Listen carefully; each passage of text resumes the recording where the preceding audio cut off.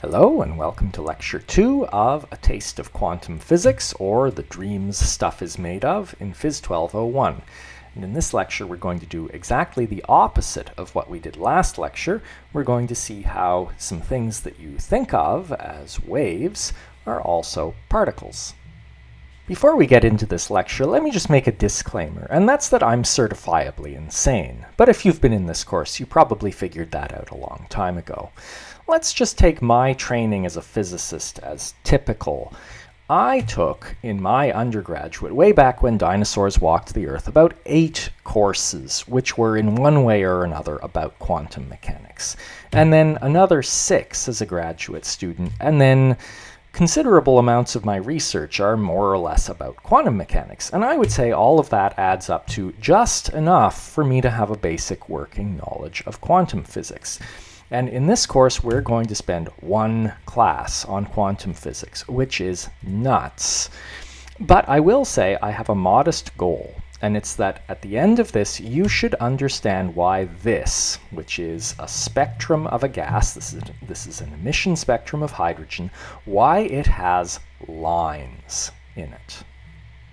So last lecture, we briefly reviewed particles and waves and the models of them, and how by 1905 it was clear that these things were particles and these things were waves, but that by the 1920s it started to become clear that you could get electrons to behave as waves.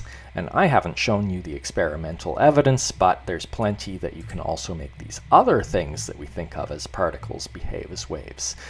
So this lecture we're going to look at how by 1905 it was beginning to be understood how light can behave as a particle. So I'm going to say that we know that light is a wave. And when I say that, this is a science course, so you should understand that that means we have experimental evidence that light is a wave. The experimental proof that light is a wave is something you've already seen earlier in the course. It's interference. So here's a two-source interference pattern simulated for water, and you can easily observe this in real life with water. And you can see nodal curves where there's almost no wave action, and you can see antinodal curves where there's lots of wave action, and this is characteristic of a two-source interference pattern. Well, you can't quite do it with light like this. You can't shine 2 lasers onto a screen and see an interference pattern for a bunch of technical reasons that we don't have time to get into. But what you can do is take a single laser and shine it through a pair of slits. And then because the light diffracts, the slits act as 2 sources, and you get an interference pattern. And in this simulated one, you can see nodal curves here, and antinodal curves with lots of wave action here. And wherever an antinodal curve meets the screen, you see a bright patch on the screen, because lots of wave action means bright light. Wherever a nodal line meets the screen, you see a dark patch, because hardly any wave action means dark when you're talking about light. And you can see it on the screen. In real life, you don't see any of this because you don't see the light traveling through the air. You only see it when it hits the screen. Well, this is a simulation, but you can walk into a lab and shine a real laser onto the wall through a double slit, and you will see an interference pattern that looks like this with these alternating bright and dark patches because of all the interference. So our evidence that light is a wave is interference patterns, and we already know that interference is a hallmark of waves, so because light interferes, we can say it is a wave. And this was experimentally demonstrated early in the 1800s. So in 1905, it had now been known for about 100 years that light is a wave. Now it's time to see how people figured out that sometimes light doesn't behave like a wave. Sometimes it comes in lumps, like a particle. And this is going to get a little complicated because it has to do with light's interactions with matter. So we start with an electroscope, which you've probably seen in earlier physics courses. It's just a bulb made of metal with two what we call leaves, usually made out of gold foil, hanging from it. And when you charge it, then those leaves will repel each other and they stand out, and you can tell that it's charged. And it doesn't matter whether you put a positive or a negative charge on it, those leaves will repel each other. But in particular, it was noticed that a negatively charged electroscope, if you shine UV light on it, will lose its charge. It will discharge. Well, this was first noticed in the early 1800s. At the time, they didn't know about electrons, but later on, electrons were discovered, and it was shown that what's happening is that the UV light is making the electrons literally jump off of the electroscope, and they go zipping away. Well, that's a pretty crude experiment, so eventually people figured out better ways to do the experiment, and here's a typical one. You have a vacuum tube with these two electrodes. You shine UV light in on one electrode. That makes it emit electrons. They travel down the vacuum tube, and when they arrive at the other plate, because the plate they left is now positive, they run around the circuit and get back there, and you measure a current. And so now you can easily observe when electrons are being emitted because you see a current. And the other thing you can now measure is how much current you get for different conditions. And so, for example, higher intensity light was observed to produce a larger current. Now, it might not be completely obvious to you why light should have any effect on electrons in the first place. And we've sort of said earlier in the course that light is an electromagnetic wave, but the meaning of that may not be clear.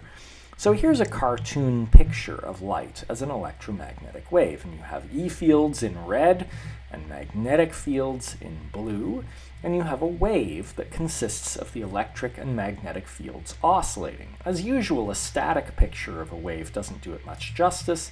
Here's an animation showing the electric fields and magnetic fields oscillating as the wave travels along. So there's the classical picture of light as an electromagnetic wave. Now think about that light hitting a metal surface. And inside that metal, of course, there are lots of electrons, and they're free to move. Well, you know that electric fields are able to accelerate charges like electrons, and so as this electromagnetic wave comes in, it can start making the electrons wiggle around. It does work on them and gets them moving. And once they're moving around and it keeps giving them more and more energy, they can start, ricocheting off other things in the metal, and crazy things can happen up to and including that electrons can be ejected from the metal. Here's an analogy that's going to be useful to us. Suppose we have a swimming pool of water. The water is going to represent the electrons in the metal. And so if you can slosh it so that it goes over the side of the pool, that's like ejecting the electrons from the metal. You and a paddle in your hand are going to represent the UV light. That's what's agitating the water or the electrons to give them the energy to get out. And so in the pool analogy, you just need to give the surface of the water enough energy that you raise it the height h that gets it over the side of the pool. And you can make fairly long wavelength waves. And if you, say, push your paddle harder or use a larger bladed paddle, you can perhaps vary the height of your waves. And this is analogous to changing the intensity or the brightness of your UV light. But you could also wiggle your paddle back and forth really fast to vary the frequency. That's like varying the wavelength and color of the UV light.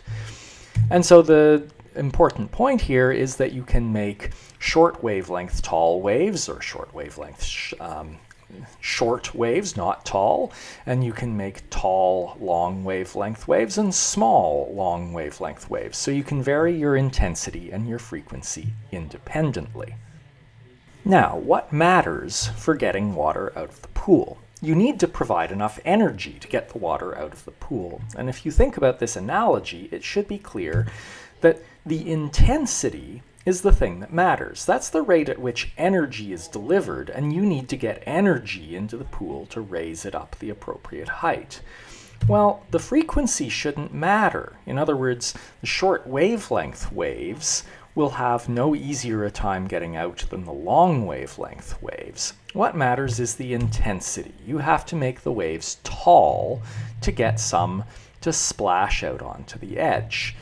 And if you've made them tall enough to splash out, if you make them taller, then more should splash out. In other words, if water is spilling out, you increase the intensity and you should make more spill. Well, that we should put a big check mark on, because that's what was observed with the photoelectric effect. If you were observing electrons being emitted, if you increased the intensity of the light, you would get more electrons emitted. Now we come to an observation that just doesn't fit this wave model. It was observed that every metal had a threshold frequency that we'll call F0.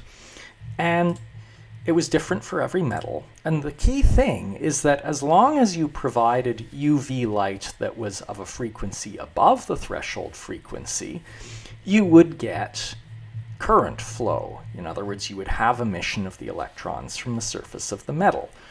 And that would depend on the intensity, as you would expect. And so no matter how dim the light is, as long as the frequency is greater than the threshold frequency, you'll get some current flowing. But if you provide light that's below the threshold frequency, no current at all flows, no matter how intense you make the light. If you think about it, that's really, really strange. Just think, it's like you're making your short wavelength fairly tall waves, and water is splashing out of the pool. So here's the water splashing out. But now you go to same height of waves, but longer waves, and all of a sudden, even though the tops of the waves are over the side of the pool, no water splashes out. Well, that's pretty strange. But even stranger is it's also as if when you keep your wavelength short, right? You wiggle your paddle back quickly, but with small wiggles, so you get short waves and not very tall. Even though the crests are below the edge of the pool, you still get some water coming out. Well, to resolve this weird dilemma, along comes this guy. And you're probably used to seeing him looking like this, but in 1905, when he was making this proposal, this is what Albert Einstein looked like. Well, he proposed that light could only be emitted or absorbed in discrete packets, I'll call them lumps. Now, it wasn't Einstein's idea. It was first proposed by Max Planck to explain something else. But Planck thought of it as a mathematical trick, not a real piece of physics. But Einstein realized that it would resolve the photoelectric effect. And to understand how, let's go back to our swimming pool analogy. So instead of using a paddle, let's suppose you're splashing water out now by throwing rocks. Well, you can't throw half a rock. You can only throw one rock or two rocks or whatever. But you can throw big rocks and little rocks. Let's suppose you're throwing in big rocks. Each big rock might make a big enough splash that you splash some water out of the pool. If you switch to little rocks, the splashes are too small. And even if you throw in a lot of little rocks, you might be delivering the same amount of energy in as you would with a big rock, but because all those splashes are so small, no water splashes out of the pool. We call these discrete lumps of light photons, and Planck's proposal had been that the energy of a photon depends on its frequency. It's just Planck's constant times the frequency. So notice that that means long wavelength or low frequency light has photons which each carry low energy, whereas high frequency light has a lot of energy per photon. I'm just going to quickly finish up by comparing two light bulbs. So let's say a red light and a violet light with the same power, 40 watts. Remember that that means 40 joules per second. So every second each of these bulbs is outputting 40 joules. Well, we can use that to figure out how many photons they each emit, because we know how to calculate the energy of each photon, although I've given it in terms of wavelength, but we can just use the relationship between frequency and wavelength and rewrite our energy of a photon. And so now if you calculate each of these, you see, as you expect, that the violet light with the shorter wavelength or higher frequency has higher energy per photon, and so even though these light bulbs are emitting the same power, the red light bulb is emitting more photons per second than the violet because the violet bulb's photons each pack a bigger punch.